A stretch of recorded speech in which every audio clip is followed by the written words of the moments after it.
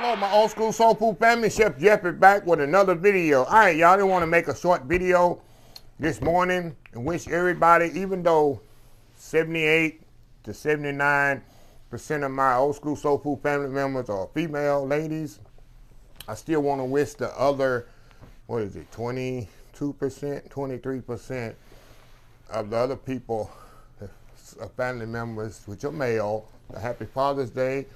Even some ladies are taking the place of fathers in the homes too. That's happening, unfortunately. That's a video for another time, but it's a lot of females out there that's trying to play both roles as a mother and a father. So I just want to wish everybody happy Father's Day and significant Juneteenth too. It happened to fall on the same day. Happy Juneteenth.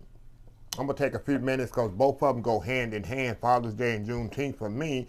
And I'm going to tell y'all here, go through a couple of things here, what's significant for me. Me and my father, y'all probably don't hear me talk a lot about my father than I do my mother. But I guess because my mother is here in the presence, and I talk a lot about her, but she taught me so much, my ability, as you know, with cooking and all that.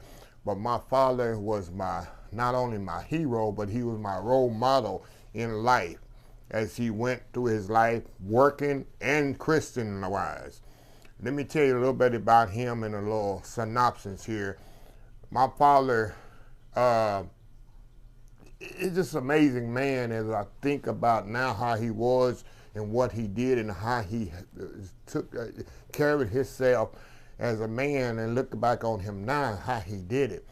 This man started working at 20 years old. He worked on the railroad, Bulletin Northern, for 45 years, y'all, and never, ever, I'm telling you, he never missed a day of work. He got a matter of fact, when he retired at 65, he got an award from the company for so many consecutive days a year, 45 years in a row. Never called in sick, never missed a day of work. And I got significant, I worked 34 years on my job. I only missed one day of work, so I can never break his record. But I was going to try to do the 45-year thing, but God had another purpose, as y'all know, in my life. But yeah, he worked 45 years, never missed a day of work. And now you see this man as a kid getting up, going to work. He had a work truck. Before he used his regular truck, but as the years went around, he had a work truck he drove home. Cranking up before daylight, talking to my mom. My mom used to make him a sack lunch or a lunch every day. My mama he took a lunch. Hearing him say goodbye as he drive off before he even got up. 6 o'clock in the morning, he left for work. In the afternoon, he would come home at 4 p.m. and he would change out his work clothes. He was a farmer too. He would go and feed the cows, the hogs, the pigs, chickens. Sometimes he'd have to plant, depending on the time of the year, he would plant crops and all this. On top of that, when he finished that, sometime he had choir practice. My daddy was in a quartet. It wasn't a quartet, it was 8, 9, 10 of them that went around and sang in a gospel group. They called the Buffalo Male Chorus, that was the name of them. They sung for over 40 years, I think. Shoot, they just recently, last 2 or 3 years, they recently stopped singing because most of them, a lot of them died out or whatever. But sometime he had church things to go to after feeding the cows and hog. He would go to church in the middle of the week. They had anniversaries and things like that. A lot of people don't know what I'm talking about, but sometimes they had not church anniversaries, but little group anniversaries they would go to. They had to sing at, but a lot of the singing was on Sunday, Friday, and Saturday nights. He would go to that. He had choir practice every Tuesday night, just like clockwork. Go to that, come home, sleep a little, and get up and go to work the next morning. I don't know how he did it. And had a positive attitude. He always provided for us. He always made sure we had everything we need. And he was a strong role model for us. He was a straight disciplinarian. We couldn't go here, there, and there. And I didn't realize why we couldn't go hang out in the street tonight with this, couldn't go ride around with these people.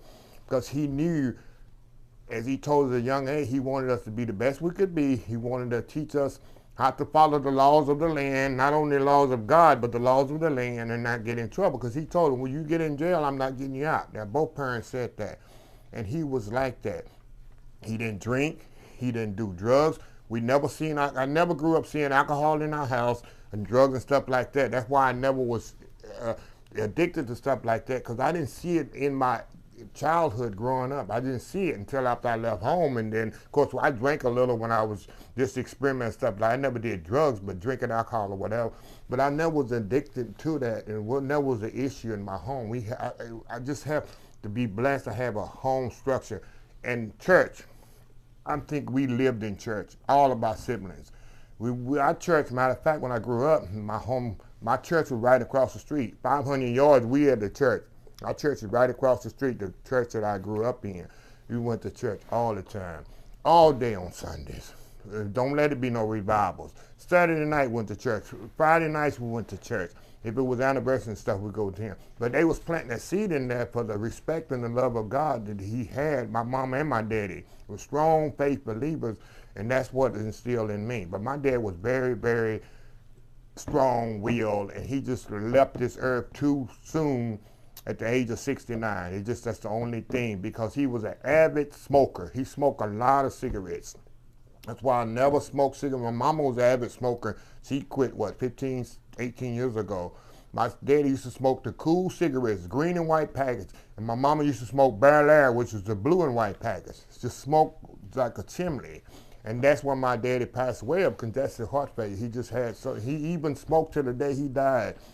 He just so addicted on that. That was his only downside. But my daddy, like I said, was a strong role model to me, and he had respect in the community. Everybody respected him. It was just like, I just wouldn't call my name. You know how I grew up with a low self-esteem. I just say I'm Johnny B. Williams' son. That was just stature right there. Open doors and stuff. Because my dad just, and another thing is, I'm going to get to the 19th of June. Let me carry into that. That was very significant. That was one of my favorite holidays of the year, y'all. I didn't know the significance of 19th of June. I know it was just free slaves. I didn't know until later on when I did my own research that Galveston, when they first heard here in the state of Texas, 67 miles south of here in Galveston, when people here in Texas heard they was free.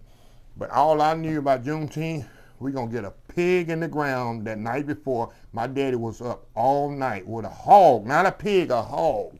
And he would barbecue that thing all night long.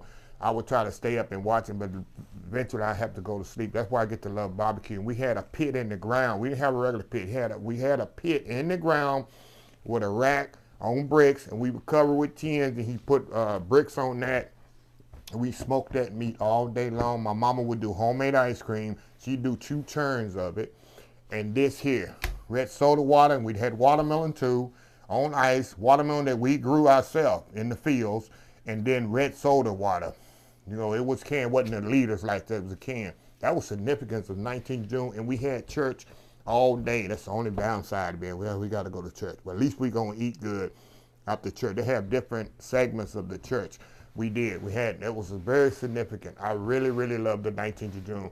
And another thing my daddy did, which it was like my daddy giving away everything. My mama used to can stuff. My daddy used to kill hogs, cows, and have it processed. We had big deep freezers in what we call a smokehouse. We smoke our own meats.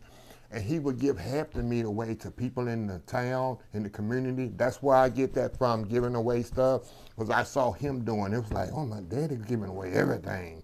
We ain't gonna have nothing. But we never lacked for anything. He would always give stuff. He, like the meat, the big hog that he would barbecue, half of it he'd give away. And if people had nothing significant to do with the church on 19th of June, he would just give it away. They would come, and like I say, people would come to the house, and he would he'd kill a hog or a cow. We had a guy in the town that processed all the meat. Once we got all the meat packaged and all the label, and people would come over, oh, I got this, you want a couple of steaks or some pork chops or some chicken? Or he was just that kind of person. A big heart, and I just wish I could ever get to the level. I'm trying to get to the level here. Somebody work that hard to go home, go to work on the railroad, Bulletin on the railroad, come home, then work in the fields, feed the cows, slap the hogs, all that, then come home from that, and then go to church and do his God and do the. That's what was my role model. I wasn't no athlete role model for me, no movie star. My dad was my role model because I saw how hard he worked, and I try to be the same thing he does, and my brother's the same way. That's why people say, how do you do all this? How do you work and run all these social media accounts and have employees and feeding your neighbors and still do? Because I saw my dad do it, And I know it can be done with organization and drive and determination. That's just the way my dad was and the way I am. But I just want to share that story with y'all. My dad, I don't talk a lot about him, but I'm telling you, he's very significant in the discipline I am, the person I am, the way I treat people, the way I talk to people, the way I have respect for people. That's the way he was. He was that type of person. And my mom was just, I guess I have grew up with the best parents in the world. I say that. I'm just blessed with good parents and a good home structure. And y'all young people, unfortunately, don't have that. They don't have role models, strong role models. And I have a lot of people, I have like my godchildren. I have friends that I've been knowing for years, and their kids that grew up and does have kids too. And I was the same way with them. I would teach them and show them and stuff, and they call me their godfather. They really do, because I really would, as they was growing up, give them what advice that I could give them and show them advice that I could give them and show them how, like even when my brother was growing up, it was a 10-year difference. When I moved to Houston, I was 20 years old. My brother was still 10. And I would bring my brother here to Houston as I was here. He was growing up, and he would watch how I live. My brother, if he ever give testimony, he would show you. He watched how I live, because I know my brother was watching me, how I was going to be. And it was very important as how I lived my life. He was going to be trying to be like his big brother. So I had to make sure I was walking the straight and narrow, because if I didn't, my brother's going to be the same way I am. And he can tell you, I was very significant in him, not only my dad, but me too, as a big brother to showing him. But that's the story for another day. But anyway, y'all, I just want y'all to have a happy Father's Day. I'm going to put maybe a picture. I got some 4 slabs of ribs on my pit as I speak. I put them on at 1 in the morning because I didn't want to be cooking in the heat, barbecue, so I do them barbecue in the middle of the night in the summertime. Just a little tip. I barbecue between 1 a.m. and around 7 a.m. during the summer, because it's a lot more cooler to be out there on the pit. But I got 4 slabs of ribs in there, and I got 2 big old pork shoulders, so it's all about pork. I wanted to buy a whole pig and put on there, but I couldn't find one small enough to put on my pit. But I got that. I got me some red soda water, got some baked beans. I'm going to do some homemade ice cream probably tomorrow, because tomorrow they actually celebrating, even though today 19th of June, officially they celebrating it tomorrow because it's a holiday. It's falling on the weekend, so tomorrow, Monday, is really the 19th of June. So I'm definitely going to do some homemade ice cream tomorrow to really top it off. So anyway, y'all, I'm going to thank you for listening to my little story about my dad. And like I say, very significant. See if I can find a picture of him and put it up there too, so y'all know he's a short guy. It's very weird. My mama's short, my dad is short, but me and my brother, I'm 6'3", my brother's about 6'1", 6'1 and a half. We 2 tall boys. I don't get it. Explain it to me. But anyway, are we adopted? I don't know. But anyway, I love y'all. Thanks for watching. I hope everybody have a happy, safe Sunday. Be blessed. Go to church. Pray for each other. Stay prayed up. Help your neighbors. Love each other. As always, follow my other social media accounts: Facebook, YouTube, Instagram, Twitter, Twitch TV, Pinterest. Patreon's coming, and oldschoolsoulfood.com. Remember the hashtag 2022, helping others with a purpose. Old School Soul Food. Until next time, have a blessed Old School Soul Food day, and I will see y'all in the next video. Love y'all. Bye.